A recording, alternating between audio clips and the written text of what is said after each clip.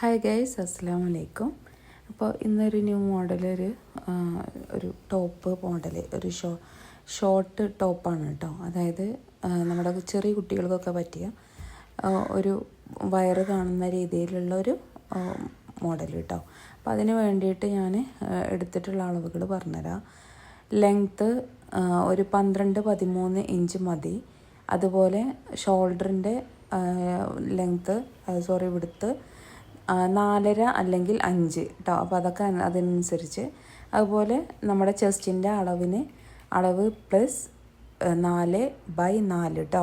അങ്ങനെയാണ് +1.5 അങ്ങനെയാണ് അതിൻ്റെ വിഡ്ത്തൊക്കെ എടുത്തിട്ടുള്ളത്. ഇതൊരു ചാർട്ട് പേപ്പറിലാണ് ഞാൻ ഫസ്റ്റ് കട്ട് ചെയ്തിട്ടുള്ളത്.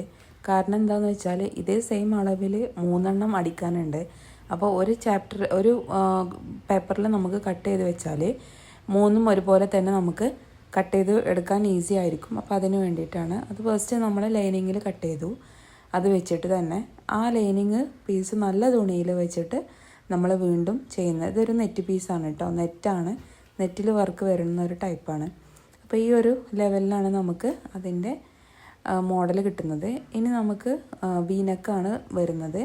വീനക്കിന് 2.5 ഇഞ്ച് വിഡ്ത്തും 6 ഇഞ്ച് അല്ലെങ്കിൽ 5.5 ഇഞ്ച് ലെങ്ത്തുമാണ് കൊടുത്തിട്ടുള്ളത്. അതുപോലെ ബാക്കിൻ്റെ നെക്കും 2.5 ഇഞ്ച് വിഡ്ത്തും പിന്നെ 3 ഇഞ്ച് താഴോട്ട് അല്ലെങ്കിൽ ഒരു 2.25 അത്രയും മതിയാവും കേട്ടോ. അപ്പോൾ അതിനനുസരിച്ച് അത് നമുക്ക് വൈഡ് നെക്ക വേണ്ടതെന്ന് വെച്ചെങ്കിൽ പിന്നെ കുട്ടികൾക്ക് ഒരു 2.5 വരെ എടുക്കുക. അതിൻ്റെ കൂടുതൽ എടുക്കരുത്. അങ്ങനെ ആകുമ്പോൾ നമുക്ക് നെക്ക് നന്നായിട്ട് വൈഡായിട്ട് പോവും. ഇനി നമ്മൾ നെറ്റിൻ്റെ നല്ല വശവും ലൈനിങ് പീസും ആണ് അറ്റാച്ച് ചെയ്യുന്നത്. ഫസ്റ്റ് നമുക്ക് ഇതിൻ്റെ സ്റ്റിച്ചിങ് കാണാത്ത രീതിയിലാണ് നമ്മൾ സ്റ്റിച്ച് ചെയ്യുന്നത്. അപ്പം അതിന് വേണ്ടിയിട്ടാണ് ഇങ്ങനെ ചെയ്യുന്നത്. താഴെ ഭാഗവും നമ്മളൊന്ന് അടിച്ചു കൊടുക്കുക. അതുപോലെ നെക്കും പിന്നെ ഷോൾഡറും സ്ലീവ്ലെസ്സാണ് വരുന്നത്. അപ്പോൾ നമുക്ക് ആം ഹോളിൻ്റെ അവിടെയും നമ്മൾ സ്റ്റിച്ച് ചെയ്ത് കൊടുക്കുകയാണ് നമ്മുടെ ലൈനിങ് പീസിൽ തന്നെ. അപ്പോൾ നല്ല ഭാഗത്താണ് ലൈനിങ് പീസ് വെച്ചിട്ടുള്ളത്. എന്നിട്ടാണ് നമ്മളിത് സ്റ്റിച്ച് ചെയ്ത് കൊടുക്കുന്നത്.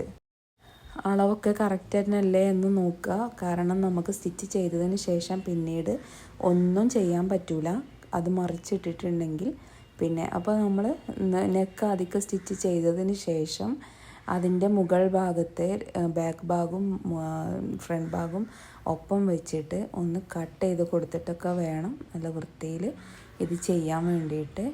അപ്പോൾ നമുക്ക് അത് സ്റ്റിച്ച് ചെയ്ത് തുടങ്ങാം. ഫസ്റ്റ് നമ്മൾ ഫ്രണ്ട് നെക്ക് സ്റ്റിച്ച് ചെയ്തു.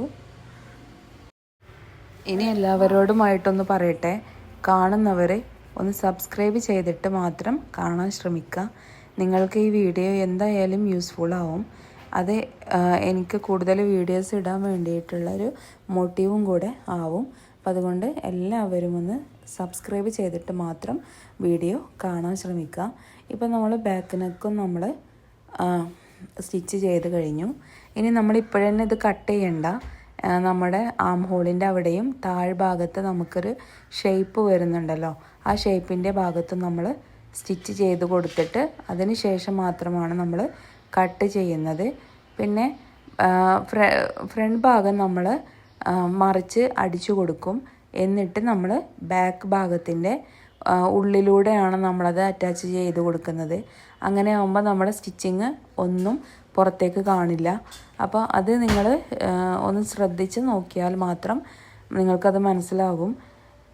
ഇതിലെത്രത്തോളം വീഡിയോയിൽ പെർഫെക്ഷനായിട്ട് കിട്ടിയിട്ടുണ്ടെന്ന് അറിയില്ല. കാരണം നമുക്ക് കൂടുതൽ വർക്ക് ഉണ്ടാവുന്ന സമയത്ത് വീഡിയോ ഓണാക്കി ഇടും. അതിൽ എത്രത്തോളം പതിഞ്ഞിട്ടുണ്ട് എങ്ങനെയാണെന്നുള്ളത് നമ്മളത് ശ്രദ്ധിക്കില്ല. പിന്നെ എഡിറ്റ് ചെയ്യുമ്പോൾ മാത്രമാണ് ഇത് ഒന്ന് കാണാൻ പറ്റുക. ഓക്കെ, അപ്പോൾ നമ്മളത് ആം ഹോളിൻ്റെ അവിടെയും നമ്മൾ സ്റ്റിച്ച് ചെയ്ത് കഴിഞ്ഞു. കാരണം ഫസ്റ്റ് നമ്മൾ ഫ്രണ്ട് ഭാഗം നമ്മൾ ഫുള്ളാക്കി കൊടുക്കുക, ബാക്ക് ഭാഗം.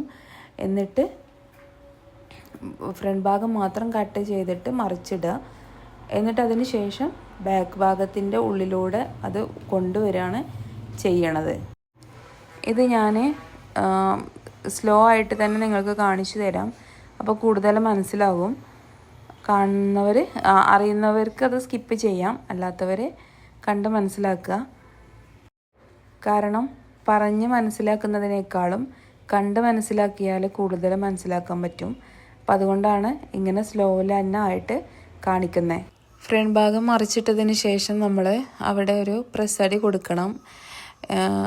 നമ്മുടെ ഷോൾഡറിൻ്റെ അവിടെയും നെക്കിൻ്റെ അവിടെയും ആം ഹോളിൻ്റെ അവിടെയും ഒക്കെ.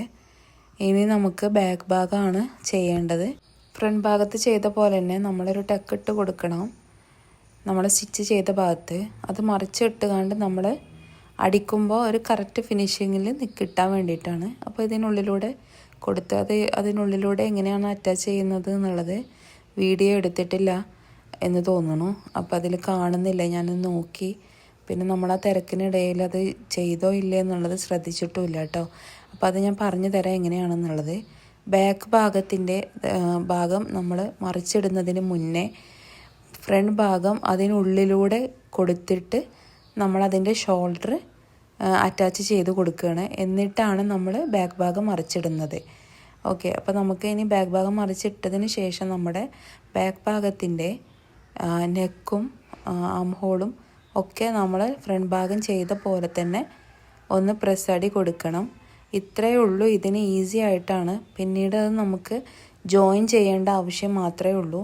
ആം ഹോളിൻ്റെ അളവ് എത്രയാണെന്നും നമ്മുടെ ചെസ്റ്റിൻ്റെ അളവ് എത്രയാണെന്നും അതുപോലെ ഷേപ്പിൻ്റെ അളവ് എത്രയാണെന്നും നോക്കിയിട്ട് നമുക്കത് കറക്റ്റായിട്ട് തന്നെ അത് ജോയിൻറ്റ് ചെയ്ത് കൊടുക്കാവുന്നതേ ഉള്ളൂ. പിന്നെ ഞാനിതിന് സൈഡിലൊരു സിബ് കൊടുക്കുന്നുണ്ട്. കാരണം നമുക്കിത് നന്നായിട്ട് ടൈറ്റായിട്ട് നിൽക്കുന്നതാണ് ഇതിൻ്റെ ഈ ഒരു ഡ്രസ്സിൻ്റെ ഒരു ഭംഗി വരുന്നത്. അപ്പോൾ ആ ഒരു ടൈറ്റിൽ വരുമ്പോൾ കുട്ടികൾക്കത് ഇടാൻ വേണ്ടിയിട്ട് ബുദ്ധിമുട്ടായിരിക്കും. അപ്പോൾ അതിന് ബാക്ക് ഭാഗത്ത് സിബ് വന്നാലും അത് ഒരു ബോറായിരിക്കും. അപ്പോൾ അതുകൊണ്ട് നമ്മൾ സിബ് കാണാത്ത രീതിയിൽ സൈഡ് ഭാഗത്താണ് നമ്മൾ സിബ് കൊടുക്കുന്നത്. അപ്പോൾ അതിന് വേണ്ടിയിട്ട് നമ്മൾ ഫസ്റ്റ് തന്നെ നമ്മൾ എന്ത് ചെയ്യുന്നത്, ഇത് അറ്റാച്ച് ചെയ്യണം. ഫസ്റ്റ് നമ്മൾ ബാക്ക് ഭാഗവും മുൻഭാഗവും ജോയിൻ ചെയ്ത് കറക്റ്റ് അളവിൽ നമ്മൾ ഒന്ന് സ്റ്റിച്ച് ചെയ്ത് കൊടുക്കുന്നുണ്ട്. രണ്ട് സൈഡ് സ്റ്റിച്ച് ചെയ്യുമ്പോൾ ഒരു സൈഡിൽ മാത്രമാണ് നമ്മൾ സിബ് അറ്റാച്ച് ചെയ്യുന്നത്. സിബ് അറ്റാച്ച് ചെയ്യുമ്പോൾ ചെയ്യുന്ന ഭാഗത്ത് നമ്മൾ വലിയ സ്റ്റിച്ചിലാണ് കൊടുക്കുന്നത്. അത് നമുക്ക് അളവ് തെറ്റി പോവാതിരിക്കാൻ വേണ്ടിയിട്ടാണ്. ഇനി അവിടെ സ്റ്റിച്ച് ചെയ്യാതെ നമ്മൾ ഒരു അടയാളം ഇട്ടിട്ട് നമ്മളവിടെ ചെയ്യുകയാണെങ്കിലും പ്രശ്നമൊന്നുമില്ല. അപ്പോൾ ഇൻവിസിബിൾ സിബ് എങ്ങനെയാണ് അറ്റാച്ച് ചെയ്യേണ്ടത് എന്നുള്ളത് ഡീറ്റെയിൽ ആയിട്ട് തന്നെ നമ്മൾ ഒരു വീഡിയോ ചെയ്തിട്ടുണ്ട്. അത് വീഡിയോ നോക്കിയാൽ മതി. വേണമെങ്കിൽ ഞാൻ ഡിസ്ക്രിപ്ഷൻ ബോക്സിൽ അതിൻ്റെ ഒരു ലിങ്കും കൊടുക്കാം. അപ്പോൾ നിങ്ങൾക്കത് കൂടുതൽ മനസ്സിലാക്കാൻ പറ്റും. പിന്നെ ഇതിൽ നോക്കിയാലും നിങ്ങൾക്ക് മനസ്സിലാക്കാവുന്നതേ ഉള്ളൂ. അപ്പോൾ അതിന് വേണ്ടിയിട്ട് നമ്മൾ ഫൂട്ട് മാറ്റുന്നുണ്ട്. അതൊക്കെ ഒന്ന് ശ്രദ്ധിക്കുക കേട്ടോ.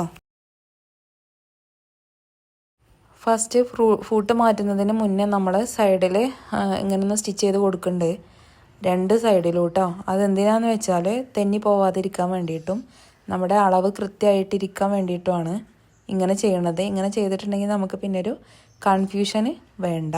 എന്നിട്ടാണ് നമ്മൾ ഫൂട്ട് മാറ്റിയിട്ട് ചെയ്ത് കൊടുക്കുന്നത്. അതൊന്ന് ശ്രദ്ധിച്ചാൽ മനസ്സിലാകും. ഇത് നമ്മൾ സ്റ്റിച്ച് ചെയ്തതിന് ശേഷം നമ്മൾ എന്ത് ചെയ്യുന്നുണ്ട്, നമ്മൾ വലിയ സ്റ്റിച്ചിൽ ഒരു സ്റ്റിച്ച് കൊടുത്തിട്ടുണ്ടായിരുന്നു.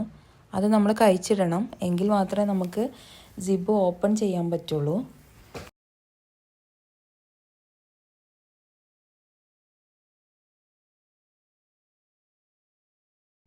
ഇനി നമ്മൾ വൺ സൈഡ് ഫൂട്ട് എടുത്തിട്ട് നമ്മൾ സ്റ്റിച്ച് ചെയ്യാൻ വേണ്ടിയിട്ട് തുടങ്ങുകയാണ്.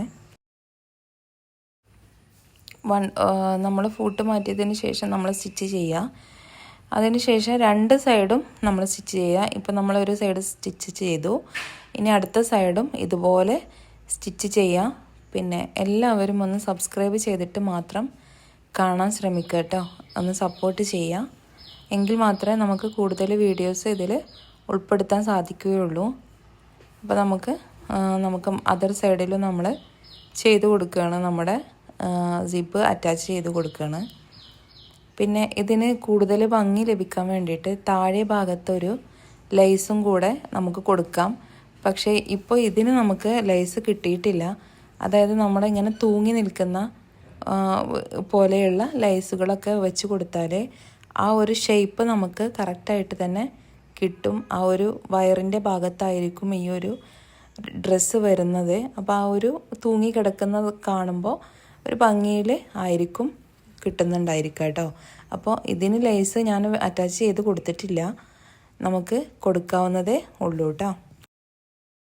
ഇങ്ങനെ സിബ് അറ്റാച്ച് ചെയ്ത് കൊടുത്താലുള്ള ഗുണം എന്താണെന്ന് വെച്ചാൽ നമുക്ക് എത്ര ടൈറ്റ് ആണെങ്കിലും അത് കുട്ടികൾക്ക് ഇടാനും ഊരാനും നമുക്ക് ഈസി ആയിട്ട് തന്നെ പറ്റും. അപ്പോൾ അവർക്കൊരിത് ഒരു ബുദ്ധിമുട്ടായിട്ട് തോന്നില്ല.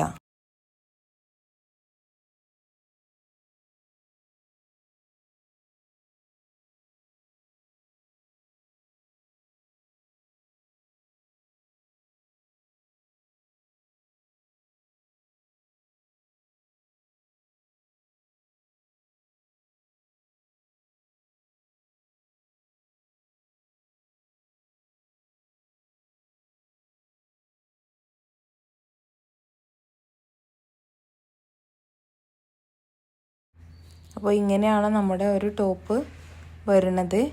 അപ്പോൾ ഇതിൻ്റെ സ്കേർട്ട് എങ്ങനെയാണ് തയ്ക്കുന്നത് എന്നുള്ളത് ഞാൻ ഓൾറെഡി വീഡിയോ ഇട്ടിട്ടുണ്ട്, അതിൻ്റെ ലിങ്കും കൂടെ ഇതിൽ ഉൾപ്പെടുത്താം. അപ്പോൾ ഇതാണ് നമ്മുടെ സ്കേർട്ട്. ഇനി ഇതിൻ്റെ താഴ്ഭാഗത്താണ് ഞാൻ പറഞ്ഞ ലേസ് നമുക്ക് കൊടുക്കാൻ പറ്റണത്.